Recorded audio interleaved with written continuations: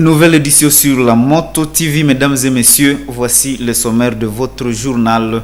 Ouverture d'un atelier de foresterie communautaire dans le secteur de Bapéré. Une soixantaine de représentants coutumièrement attitrés sont réunis depuis mardi dernier pour statuer sur le processus qui vise à instituer et soutenir des forêts communautaires pour la gestion durable et rationnelle des ressources forestières.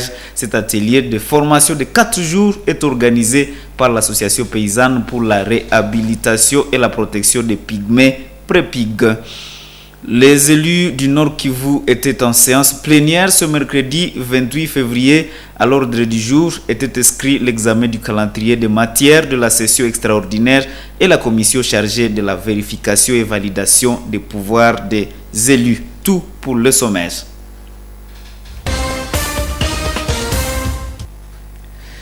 Shalom chez vous, une soixantaine de représentants coutumièrement attitrés, notamment les délégués de clans et groupements du secteur de Bapéré, sont réunis depuis mardi à Mangorojipa pour parler de la foresterie communautaire. Il s'agit de ce processus qui vise à instituer et soutenir des forêts communautaires pour la gestion durable et rationnelle des ressources forestières.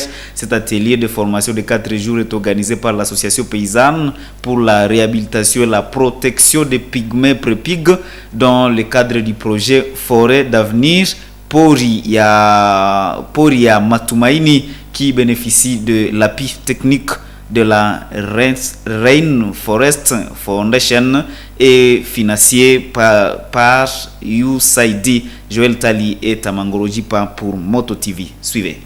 Ces hommes représentent une trentaine de clans et 6 groupements du secteur de Bapéré, une entité du territoire de Lubero qui regorge d'importantes forêts, mais dont l'exploitation ne profite pas aux communautés locales.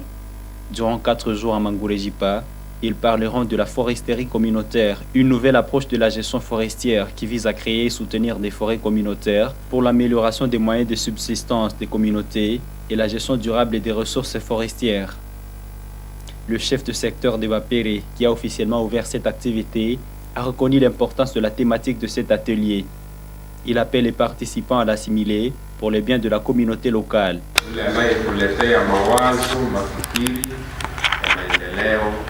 Atakuwa na miguu yao. Tutawaomba tu tupende masikio tuwe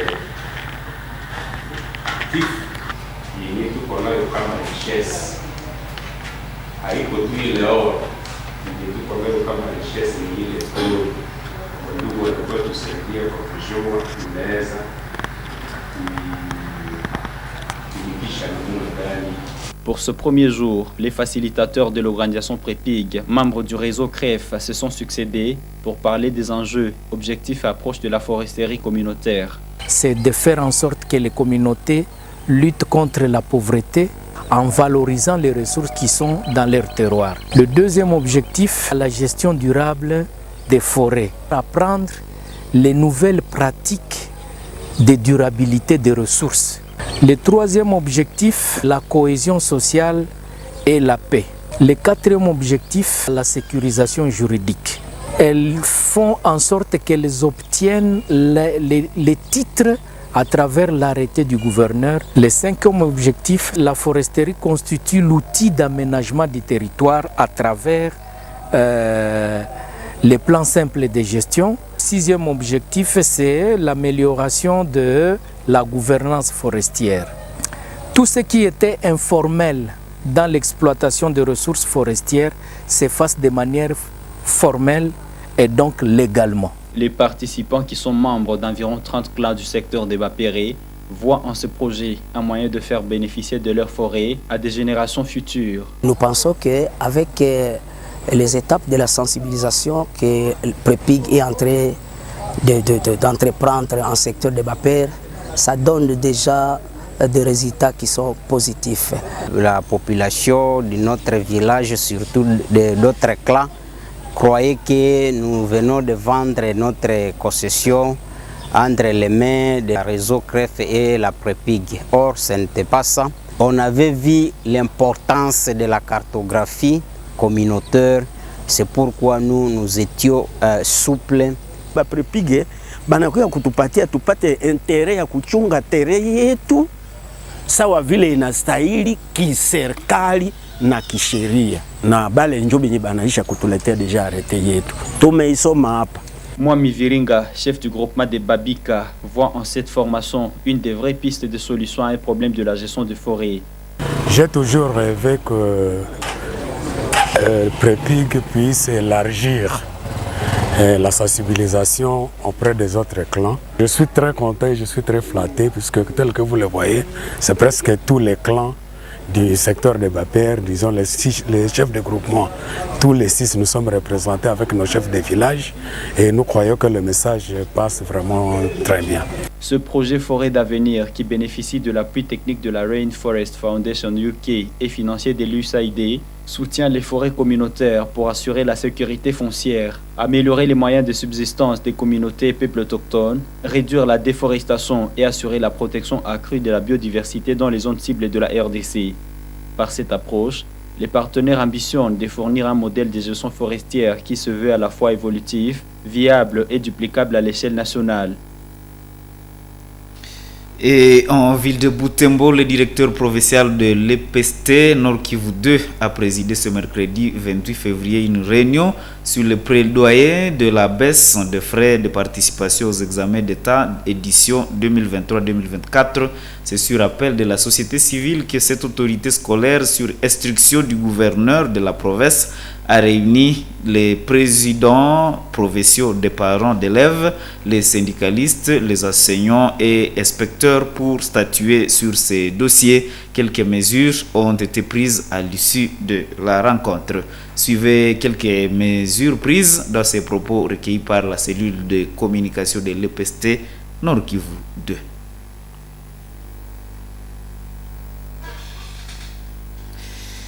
On nous signale que l'élément n'est pas prêt et nous poursuivons. Les élus du Nord Kivu étaient en séance plénière ce mercredi 28 février. À l'ordre du jour était inscrit l'examen du calendrier de matière de la session extraordinaire et la commission chargée de la vérification et validation des pouvoirs des élus. Suivez le président de l'Assemblée provinciale dans cet extrait recueilli par Corinthe Vihamba au sortir de la plénière. Aujourd'hui, c'était l'adoption de l'ordre du jour et l'adoption aussi de la matière inscrite, la matière à traiter durant la session extraordinaire. En principe, quand les deux territoires, les députés seront élus, il y aura une plénière spéciale qui pourra aussi valider leur mandat. Vous voyez, nous sommes à l'état de siège. Après cette session extraordinaire, conformément au texte, les députés iront à congé.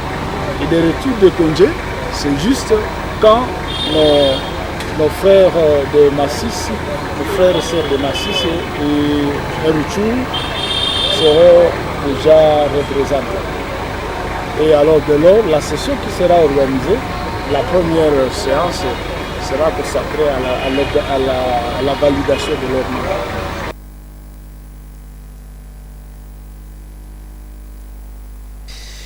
Et l'administration des provinces du Nord Kivu et de l'Ituri par des militaires pourrait avoir des répercussions sur la gouvernance des entités sous état de siège après la levée. Analyse de M. Edgar Mateso pendant une interview accordée à Moto TV le mardi 27 février 2024. Selon cet analyste politique, il est urgent que le gouvernement central ait un regard sur le mode de gestion de ces deux provinces, soit carrément lever l'état de siège.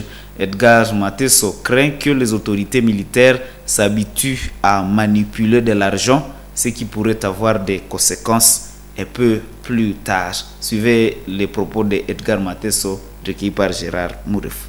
Nous interpellons justement le pouvoir de Kinshasa, bien qu'il y a libre administration des provinces et que nous soyons dans une gouvernance spéciale de l'état de siège, il serait important que le gouvernement central puisse avoir un regard sur le mode de gestion de la province, parce que maintenant un gouverneur peut se réveiller et créer de l'argent à sa manière et demander à ce que la population puisse payer comme il le fait.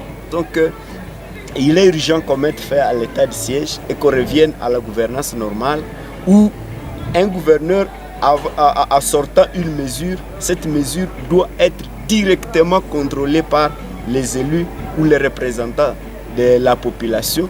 Rappelez que aussi longtemps que le gouvernement de Kinshasa continuera à habituer les militaires à la manipulation de l'argent, ce gouvernement est en train de se piéger parce que le jour où on va leur demander de retourner dans des casernes, ces militaires, retourner dans des casernes ou dans des maquis, ils risqueront de connaître une période de disette et réfléchir comment monter un coup d'État par nostalgie à la gestion de l'administration et de l'argent. C'est très dangereux pour notre République et nous pensons qu'il faut mettre fin à l'état de siège et revenir à la gouvernance normale.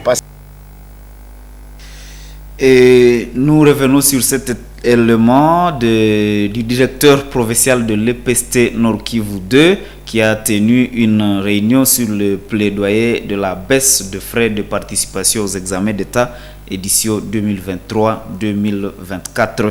Quelques mesures ont été prises à l'issue de la rencontre. Maté Sanane revient sur ces mesures prises.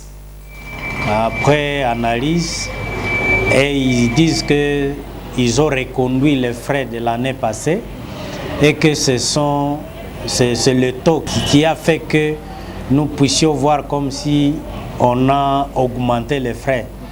Et alors, ils se disent les dépenses sont les mêmes parce que dans ce montant-là, il y a le transport de mal de Kinshasa à Goma et de Goma à Butembo et puis le déploiement de ces kits dans les différentes entités de l'intérieur de la division, Mangurujipa, Kamango et un peu partout.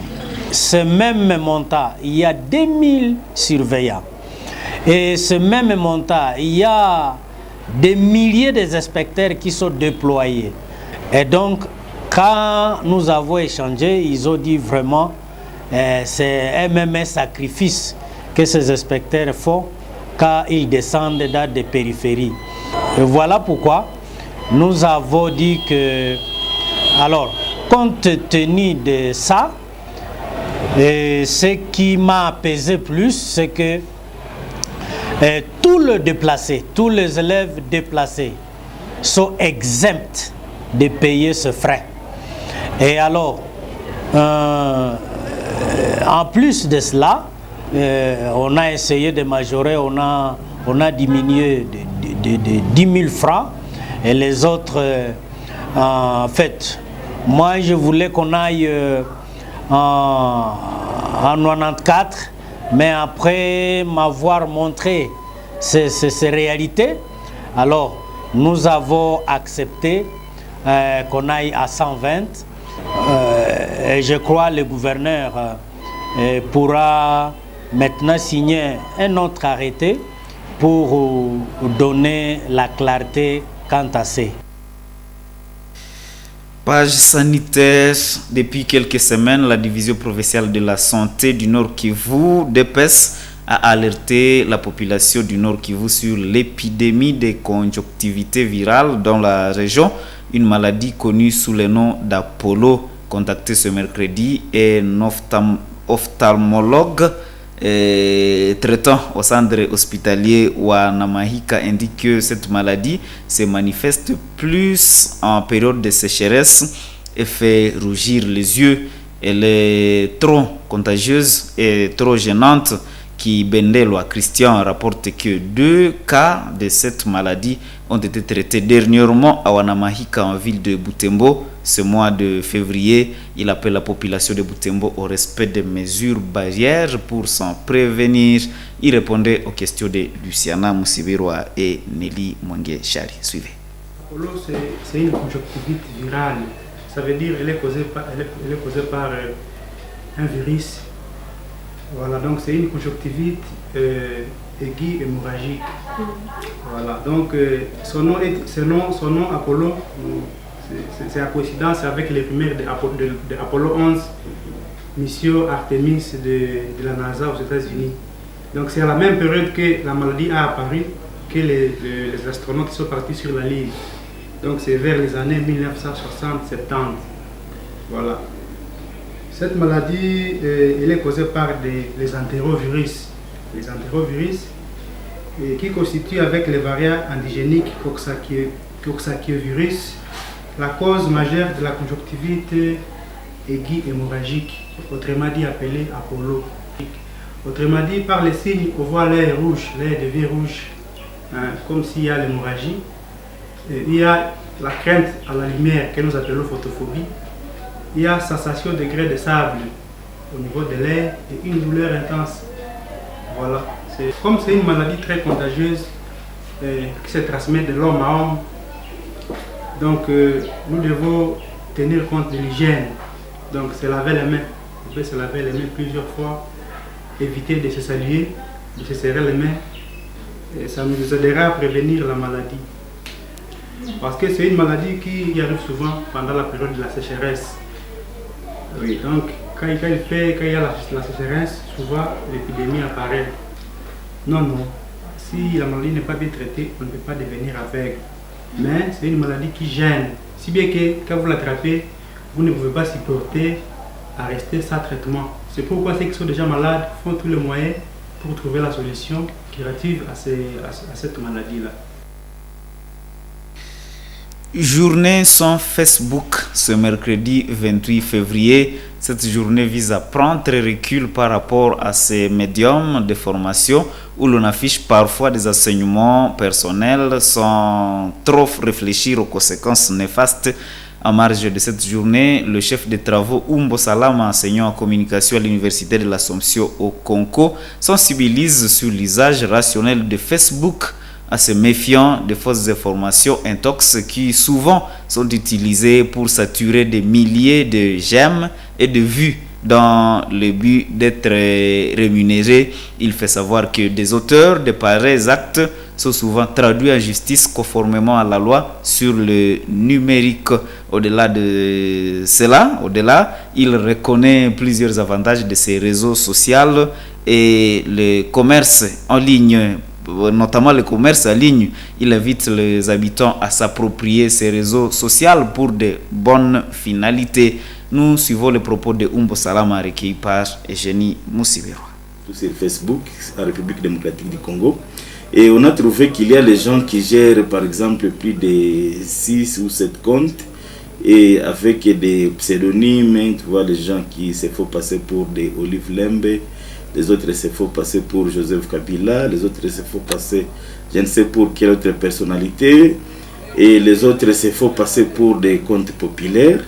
Et ils mettent quand on a vérifié, ce sont en grande partie des étudiants et autres personnalités qui aiment faire de la politique, qui publient ces intox pour s'attirer le nombre de vues, pour s'attirer le nombre de j'aime, le nombre de commentaires. Et puisque Facebook, il y a sur Facebook des rémunérations qui peuvent arriver si vous atteignez un certain nombre de vues, un certain nombre de gens qui vous suivent, ou un certain nombre de lectures de ce que vous publiez. Et alors il y a beaucoup de gens qui utilisent ces réseaux de cette façon pour essayer un peu de faire de l'intox. Et donc c'est devenu presque une attitude pour plusieurs personnes qui veulent se faire de l'argent. Et puisque Facebook actuellement est en train et paye beaucoup les gens des utilisateurs. Il suffit par exemple d'identifier ces comptes et de signaler à Facebook qu'il y a tel compte qui a l'habitude de diffuser des fausses informations, et quand Facebook a des alertes, il bloque ces comptes et à ce moment-là, ça vous arrête. Et c'est seulement, il faut savoir choisir qu'est-ce que vous allez suivre et qu'est-ce que vous n'allez pas suivre sur Facebook, puisqu'il y a une multitude d'informations et c'est à vous de choisir, de savoir trier quels sont les éléments que vous pouvez suivre. Mais aussi, il faut savoir qu'avec la loi sur le numérique, les intox, puisqu'il y a déjà qu'on a déjà arrêté même en RDC, seulement puisqu'il a mis des intox sur Facebook et qu'on dit qu'il a propagé des faux bruits. Il y a beaucoup de gens qui sont à prison uniquement pour ça. Et il y a beaucoup de gens qui ont déjà été interpellés dans différents services de renseignement, puisqu'ils ont mis de l'intox dans les Facebook. Et il y a par exemple les gens qui sont déjà interpellés, puisqu'ils ont mis la vie privée des gens sur Facebook. Et puisque Facebook, c'est aussi un milieu public. Donc si vous ingérez quelqu'un sur Facebook, c'est déjà un problème. Mesdames et messieurs téléspectateurs de Moto TV, c'est cette page qui met fin à cette édition du journal. Merci de l'avoir suivi. Au revoir et bonne suite de temps chez vous.